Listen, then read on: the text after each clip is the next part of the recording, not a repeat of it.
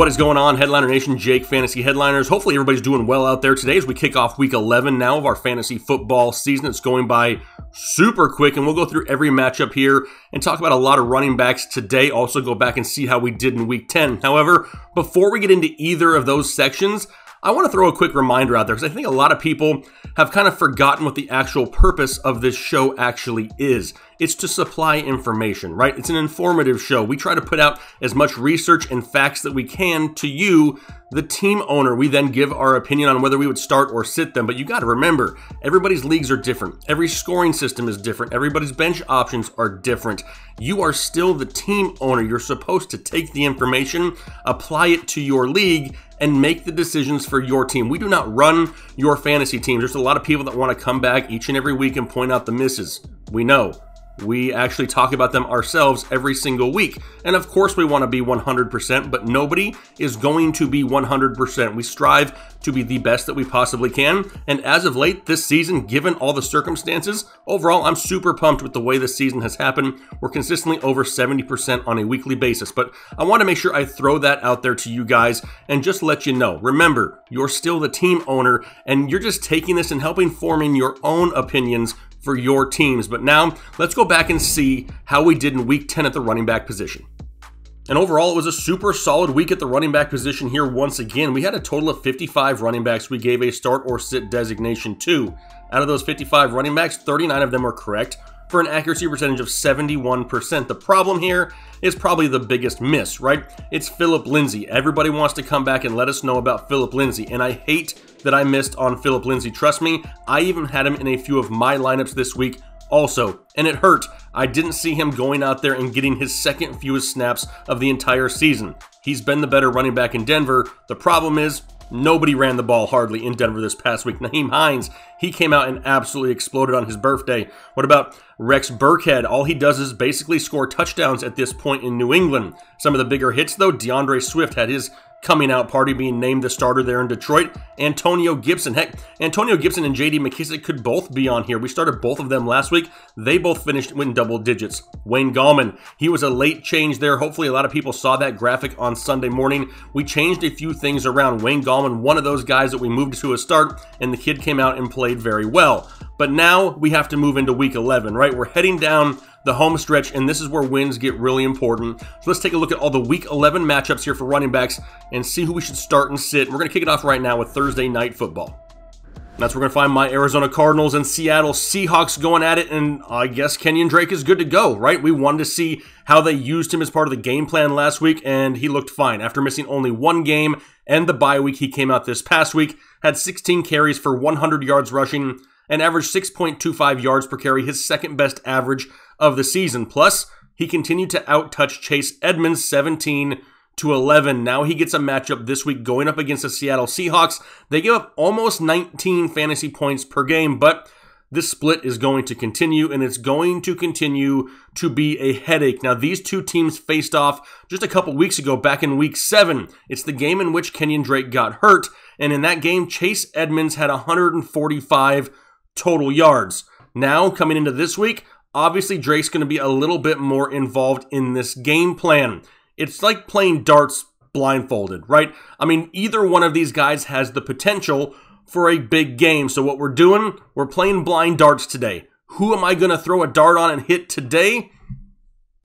Like I said, they're both gambles, but I'm going to gamble on Kenyon Drake. Yes, give me Kenyon Drake. Give me the touches. He looked healthy last week, and they really need to control the ball on the ground in Arizona to keep the ball out of Russell Wilson's hands in Seattle. We know that team can put up points in a hurry, and the last thing that Arizona wants to do is have them get a lead and not be able to run the ball a little bit more effectively. So yeah, I'll gamble this week. I'll throw a blind dart on one Kenyon Drake. For Seattle, what a damn mess, right? Alex Collins, really? I mean, the Alex Collins from a couple years ago? I mean, he comes in and he out-touches DJ Dallas and Travis Homer combined 12-7. I mean, Homer and Dallas hadn't been playing bad whatsoever. I don't get it. I don't understand it. Alex Collins didn't look half bad, didn't do a whole lot. And then you have to add in the whole question mark of what about Carlos Hyde? What about Chris Carson? You know, word is coming out there's a chance that they could play this week. I mean, we really need to wait and see on this one. Honestly, the only one that I would have, any interest in at this point would be Chris Carson if he's fully healthy and good to go. Outside of that, total crapshoot, low ceiling, huge split. I'll take Carson if he plays. Otherwise, I'm probably going to pass on everybody in this backfield. On to Sunday football, Cincinnati Bengals, Washington football team, and is this the return of Joe Mixon?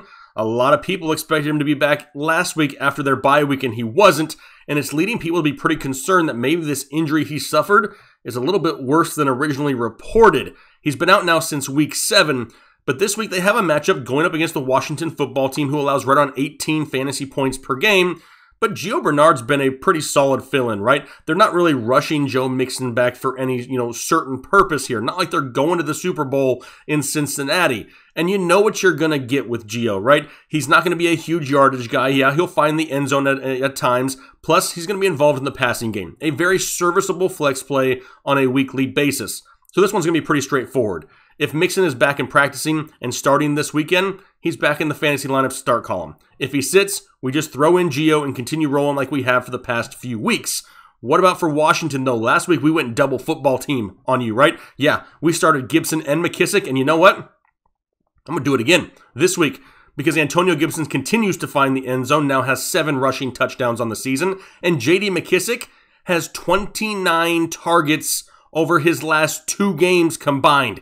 Those are huge numbers for J.D. McKissick, and with Alex Smith under center, it's going to continue with a matchup going up against Cincinnati, who allows right around 19 fantasy points per game. I just mentioned it. The key here is Alex Smith. With him under center, J.D. McKissick going to get the checkdowns, Antonio Gibson going to run between the tackles and get all the goal line work. Both of these guys going to remain a start for me here in Week 11. Atlanta and New Orleans now, and when you think of the Atlanta Falcons, one of the first things that comes to a lot of people's mind is bad defense, right?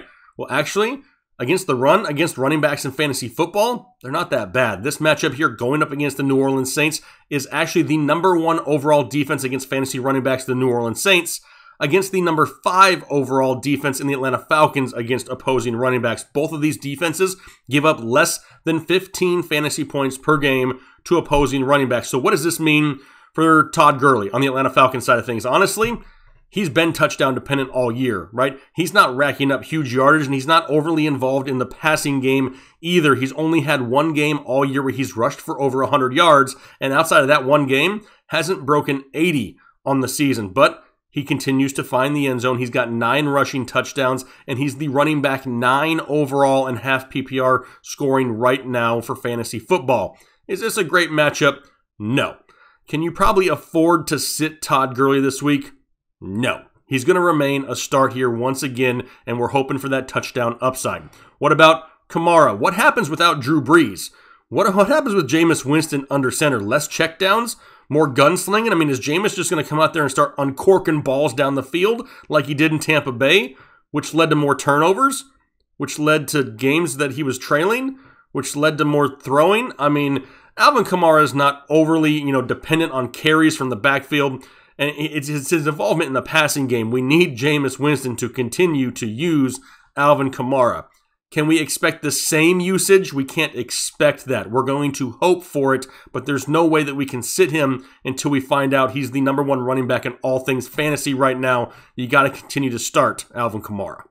How about the Steelers and Jags next? And for James Robinson, the world domination tour continues, right? Currently running back 4 overall in fantasy football, but this may be his toughest matchup since week 1 when he faced off against the Indianapolis Colts. Since then, in his last 8 games, they've all been against opposing defenses that give up at least 19 fantasy points per game to opposing running backs. I mean, we're talking the likes of matchups against Detroit, Houston twice, Green Bay, Tennessee. Just those guys alone right there are all bottom 5 in rush defense. And now he gets the Pittsburgh Steelers, who are #2 in the NFL against opposing running backs, allowing only 14.7 fantasy points per game. However, James Robinson still has that volume, right? He's got 3 straight games now with at least 25 plus touches, and he's not sharing time with anybody. You're still going to stick him in your lineup and just hope that he can get that volume once again here this week. For Pittsburgh, James Conner now has back-to-back duds, right? Over the last 2 games, he's finished running back 54 and running back 34, and that was against Dallas and Cincinnati. But this is a great bounce back chance for him here this week. Jacksonville allows over 21 fantasy points per game to opposing running backs. And he's really not losing any work, right? He's not splitting touches in this backfield. He still saw 88% of the snaps just last week. Look for Pittsburgh to try to get a lead in this game and maybe rely a little bit heavier on James Conner's second half. Got to stick with him, keeping him in the start column. Patriots and Texans now, and let me see if I can understand this. So, over the last 3 weeks, Damien Harris has 52 touches for 294 yards, 1 touchdown, and is running back 9 overall. In that same span, Rex Burkhead has only 32 touches, 164 yards, and 3 touchdowns, but is running back 7 overall. I mean, Harris continues to get the volume. Burkhead's getting the bulk of the receptions and the touchdowns. James White is basically non-existent at this point, which is totally mind-blowing because honestly, in my opinion, spoiler alert, I think he's the best option in that backfield. And now they get another great opportunity against the Houston Texans, who allow over 27 fantasy points per game, which is second most in the NFL, and we have no idea who we can count on this week. So, what are we doing this week? We're throwing blind darts, and this time the blind dart is landing on Damien Harris. I think he's safer at this point due to the volume that he's getting. If Rex Burkhead doesn't find the end zone, he's going to be a disappointment. So give me Damien Harris in a great matchup going up against the Houston Texans. And let's just hope that he can continue to see that volume, because in a matchup like this, he could put up some big numbers. What about for Houston? Now, yes, Duke Johnson was disappointing, right? He was very disappointing for a lot of people last week, but for the most part, you kind of had to start him if you had him, right? No David Johnson. Really didn't have anybody to split touches with. It was a nasty weather game where you knew the ball was going to have to stay on the ground some, and he just didn't do a whole lot, especially with it being a revenge game against Cleveland. But don't forget, Cleveland is a top 10 rushing defense in the NFL. It's not like Duke Johnson went out there against the Jets and totally sucked, okay? He went against a pretty solid defense with Myles Garrett up front, and he struggled, right? But now he gets a matchup going up against New England. They allow right around 19 fantasy points per game, and it's a lot easier to run on New England than it is to throw on them. The biggest thing here for me, Duke Johnson saw 95% of the snaps out of the backfield. There's no split there. He's going to get the work, and I don't know if you can afford to sit somebody at a time like this with bye weeks and injuries that you know is going to get volume on a weekly basis in a matchup that isn't all that bad. I'm going to continue to start Duke Johnson with no David Johnson in the lineup. Eagles and Browns now, and everybody in Philly's backfield wanted a part of Week 10 fantasy football, right? Miles Sanders with a solid game. You got Boston Scott with a long touchdown run. Corey Clement found the end zone also, and it got people worried a little bit like, hey, wait a second. Is Miles Sanders losing touches? No, he's not. He out-touched Corey Clement and Boston Scott combined 17-5. It just so happens that 2 out of those 5 touches went for touchdowns. It sucks, but that's fantasy football. Miles Sanders was still involved in 72% of the snaps and is somebody who's going to remain in the start column. He's averaging right around 6 yards per carry, is a big play waiting to happen, and has produced in difficult matchups so far this season. No reason to sit him here against Cleveland. Now for the Browns, how good does it feel to have your Chubb back? Be honest with me. I know you're happy, but a lot of people got upset that he ran out of bounds and didn't get that touchdown. Don't be greedy. Don't be upset with that. Yeah, we all want the fantasy points. He did the right NFL thing, but think about it. If you watch that play, he could have ran out of bounds after like 7 or 8 yards, gotten the first down, and the game basically was over. No, he tightrope walked it all the way down the field and got you like an additional 50 yards, an additional 5 points. Take it for what it is. It was still a great day for Nick Chubb in his first game back, and we're super excited to have him going forward. But it's not just him. It's Kareem Hunt, right? Both of them dominated in this backfield. And we talked about this last week. Heck, we talked about it all offseason. These two coexisting together is the best thing possible for Cleveland. Kareem Hunt is actually better with Nick Chubb in the lineup because it gives him more freedom, gives him more involvement in the passing game. This is a backfield that you want a part of. I don't care if it's Chubb or it's Hunt. They're must-starts every single week. Lions and Panthers, and we're going to start off with my Manscaped start of the week. It's going to be DeAndre Swift, Detroit Lions, about dang time. Thank you, Matt Patricia, for finally giving the opportunity to DeAndre Swift. 21 total touches for 149 total yards and a touchdown. The kid looked elite, and he finished as running back 5 overall last week. He actually jumped all the way up to running back 14 overall on the year after last week's performance. So do not screw this up for us, Mr. Matt Patricia. It was great to see Swift go out there and get a season high in snap percentage with 73% of the snaps. It showed that with the volume, he can produce. And now he gets a matchup going up against Carolina, who allows over 22 fantasy points per game, fourth most in the NFL. I'm locking him in once again here this week in Week 11. For Carolina, no Christian McCaffrey again, right? Now, maybe no Teddy Bridgewater either. So what does this mean for Mike Davis? I mean, does it really matter at this point? He hasn't finished inside the top 30 running backs since Week 6. I mean, where did the volume go? Where did the production go? I mean, prior to Week 6, he was averaging 7 receptions a game. After Week 6, he's been averaging 3.5 receptions per game. This is a great matchup for him going up against Detroit, who allows 30 fantasy points per game, the most in the NFL to opposing running backs. Is this an absolute smash start for Mike Davis? It's not. I just don't understand where the production and volume has gone. However, in a matchup like this, with this type of opportunity where he's really not splitting with anybody, without knowing what's going to happen with Teddy Bridgewater, I got to continue to start Mike Davis here in this offense.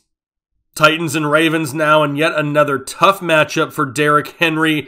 And his owners are a little bit worried about this stretch of the season, right? The last 2 weeks he's had to deal with Chicago and Indianapolis. Now he gets Baltimore, then he's got to follow that up with Indianapolis and Cleveland. Now after that, it gets pretty gravy for the fantasy playoffs, but this stretch of games is super rough. You can't afford to sit Derrick Henry, though. You know the volume's going to be there. The touchdown upside's going to be there. Baltimore allows right around 16 fantasy points per game to opposing running backs, and if Henry can get anywhere near that number, you're going to be pretty excited about it. For Baltimore, total Joe, right? I mean, come on. What do we do in Baltimore? All around, the offense is just You got Gus Edwards, Mark Ingram, J.K. Dobbins. They're all involved. Just last week, Edwards 8 touches, Ingram 7 touches, Dobbins 6 touches. I mean, we're only got 21 touches combined right there. But we love this matchup going up against Tennessee, who allows over 21 fantasy points per game to opposing running backs. And we just saw Nyheim Hines go out there and absolutely torch this defense last week. So it's time to throw another blind dart. Who we throwing it at in this backfield this week? It's going to be J.K. Dobbins. And it's a total crapshoot, right, at this point, because at some point, I think they want to see what they have with J.K. Dobbins, and him and Nyheim Hines with their pass-catching ability out of the backfield. I think he could see some of that same success. Do I absolutely trust it and love this pick? No. But if you need to start one person in this backfield, Dobbins is the guy I take a stab on here this week. Jets and Chargers now. Still no Justin Jackson, probably no Austin Eckler, which means more Kalen Ballage. That's right, he's got back-to-back weeks now with at least 17-plus touches. He actually saw 6 targets in the passing game last week, which we absolutely love to see. He also played in 73% of the snaps. Tremaine Pope was also active for this game. Somebody who a lot of people had a lot of upside and anticipation for, saw 0 snaps. So it's apparent that with no Jackson, no Eckler, we're going to see a whole lot of Kalen Ballage in a matchup this week going up against the New York Jets. They allow over 20 fantasy points per game, and it's a game that actually the Chargers could play with a lead and really rely on the run late second half. Going to start Kalen Ballage. For the Jets, you got LaMichael Pirine and Frank Gore. They really have no appeal at this point, right? Both of them are averaging under 4 yards per carry, and combined on the season, they only have 1 touchdown all year long. Just not a whole lot of upside, way too much of a risk at this point. Going to pass on both members of the Jets backfield. Dolphins and Broncos now, and Denver basically went out last week and dropped a big steaming deuce on an NFL field. It was bad, and it made no sense the way that it went down. Now, I fully expect a split in touches between Melvin Gordon and Phillip Lindsay. I think everybody expects that. But Royce Freeman too? I mean, Royce Freeman had the same amount of touches that Phillip Lindsay did last week. Why? I mean, you got Melvin Gordon who's out there making a buttload of money, barely averaging 4 yards per carry, and you got Phillip Lindsay sitting there averaging a career best 5.5 yards per carry, and you don't even give him any work. He was only on the field for 21 offensive snaps. So you have the inefficiencies of Melvin Gordon, the lack of volume with Phillip Lindsay, and the random sprinkling of Royce Freeman. I don't understand it. It's not a bad matchup going up against Miami. They allow right around 19 fantasy points per game. But in case you haven't noticed, Miami has been playing great football here the past month and a half or so on both sides of the ball. And honestly, with this backfield, I'm just going to say, F it. I'm not even going to throw a blind dart at this point because honestly, there's no rhyme or reason to the usage in this backfield for the time being until we can see some more consistency. I would rather have one of these guys go off on my bench and hopefully gain more volume going forward than continue to start them and continue to be disappointed. For Miami, it's Salvon Ahmed's season, right? And some of you are going, what did he just say? Yeah, this kid actually has some skill. We talked about him this offseason when he signed with San Francisco. Didn't happen with San Francisco, ended up going to Miami, and he's getting a chance. And last week, 21 touches for 85 yards and a touchdown against the Chargers. It had a great week last week, but most importantly, he saw 76% of the snaps in Miami. They released Jordan Howard. The Dolphins have won 6 out of 7. And we just saw Las Vegas absolutely butcher the run defense of the Denver Broncos last week with 4 rushing touchdowns between Josh Jacobs and Devontae Booker. Yeah, absolutely. I'm going to start Salvon Ahmed this week because he's somebody who's going to see a lot of volume at least until the return of Myles Gaskin. But enjoy it for another week in a great matchup. He's back in the start column. Cowboys and Vikings up next, and yeah, this one's pretty straightforward with Zeke Elliott and Dalvin Cook. Now, obviously, Zeke Elliott's been a disappointment as of late, right? I mean, he hasn't finished inside the top 28 or had a touchdown since Dak Prescott went down. I mean, he's yet to rush for 100 yards yet so far in a game this season. The Vikings allow right around 16.5 fantasy points per game, but we know Zeke's still going to see the volume, right? The touches should still be somewhere in the vicinity of 20 touches or so combined between the running game and the receiving game. They're coming off their bye week. They got to find a way to get this offense going. Does Andy Dalton return? At this point, I mean, maybe Garrett Gilbert is the best option, but who knows what's going on in Dallas. You can't really afford to sit Zeke, but you can't really, go out there and expect him to be the running back one on any given week. It's just one of those things that you have to cross your fingers and hope he can find the end zone. For Cook, hell yeah, you're starting Dalvin Cook. Even in a tough game against the Chicago Bears, he had 34 total touches for 112 yards. Took a ball to the you-know-what at one point, but was still able to come back out and finish the ball game. Going up against Dallas, they allow over 20 fantasy points per game. Dalvin Cook has 13 touchdowns in just 8 games so far this season. Let that sink in for a little bit. The dude is an absolute fantasy monster, and there's no way you're going to sit him either. Green Bay and Indianapolis, and for Aaron Jones, I don't love it, right? I just don't love it. You can't sit him. You have to continue to start him. I just don't love it. But this is why I didn't draft a whole lot of Aaron Jones this year. This is why I wasn't overly high on him in the offseason. He's just so reliant on those touchdowns. And why is that? It's not his fault. It's the coach's fault. They want to continue to use Jamal Williams so much, it takes away the opportunities of Aaron Jones and really limits his ceiling. Aaron Jones only has 1 touchdown over the last month, but he's still a safer start. He's got a safe floor. Right around 5 targets per game in the passing game is going to keep him safe also. In this matchup, though, going up against Indianapolis, they only allow 15 fantasy points per game, and Aaron Jones hasn't finished inside the top 15 running backs since week 4. You got to start him, but you're hoping for that safe floor and hoping he can find the end zone to give you a little bit more of a ceiling game here this week. For Indianapolis, we're going to have to play blind darts again. So here we go. I'm going to throw it on Nyheim Hines because this game on paper just screams Nyheim Hines once again. Now, going up against Green Bay, they allow 26 fantasy points per game to opposing running backs, 3rd most in the NFL. They also allow 6 receptions and 53 yards through the air per game to opposing running backs. So yeah, this looks like it should be Nyheim Hines. Last week, we saw Jonathan Taylor only play 17 snaps, a season low. Also saw Jordan Wilkins only get 14 snaps. Nyheim Hines, he scored 6 touchdowns here on the year. The problem is he scored in 3 games all year long. 2 touchdowns in each of those 3 games, and outside of that has basically been non-existent. This is just one of those backfields that's going to continue to cause male pattern baldness, gray hair, and now we're getting to the point where we're just throwing darts. This week, I'm throwing it on Nyheim Hines.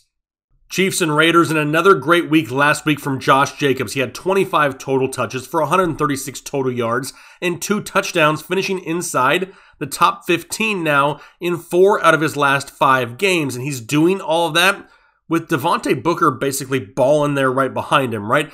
I mean, Devontae Booker's got 25 touches, 151 total yards, and 3 touchdowns over the last 2 games combined himself. Now, the Raiders, they've won 4 out of their last 5, and they've been playing with a lead, right? They've really become a run-first team. They brought in some weapons for Derek Carr this offseason, and really, they're just continuing to run. As of right now, they're 5th in the NFL in rush attempts per team. This is definitely something that we need to pay attention to going forward because both of these guys can continue to be fantasy assets. Jacobs, somebody I'm a lot more confident in than Devontae Booker. If you're in a deep league, 14 teams or more, then I wouldn't mind throwing in Devontae Booker. Anything outside of that, still a little bit worried, not as safe, in my opinion, as Josh Jacobs. For right now, though, rolling with Josh Jacobs. For Kansas City, I got to stick with CEH, right? At least for now. I mean, Le'Veon Bell has yet to play more than 19 snaps in a game with the Kansas City Chiefs. The biggest issue, though, with CEH is volume. He only has 19 total carries over his last 3 games combined, and that was against Denver, New York Jets, and the Carolina Panthers. I mean, he wasn't going up against difficult matchups by any means. Now, going up against the Raiders, they allow 20 fantasy points per game. If I had to pick one, I'm going with CEH until we can see Bell more involved in this backfield going forward.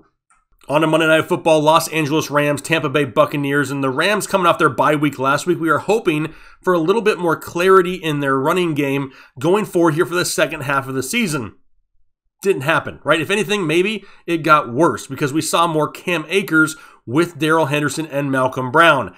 Now they get a matchup going up against Tampa Bay, who only allows 15 fantasy points per game, which is 3rd most in the NFL. So you know what that means? It's time to throw another blind dart. Here we go. It's going to be Malcolm Brown for me, right? I mean, he's leading the team in snaps over the last 2 games. He's finding the end zone. At this point, they all have the potential to have a boom or bust game. It's just something that, like I said, we got to throw a blind dart on it because none of these guys are showing any consistency on a weekly basis. Malcolm Brown's going to be the guy I gamble on this week if you need somebody. For Tampa Bay, is it Ronald Jones time again? I mean, it should be, but Bruce Arians just can't seem to commit, right? I mean, the last time Ronald Jones had a huge game, the following week, Leonard Fournette outsnapped him.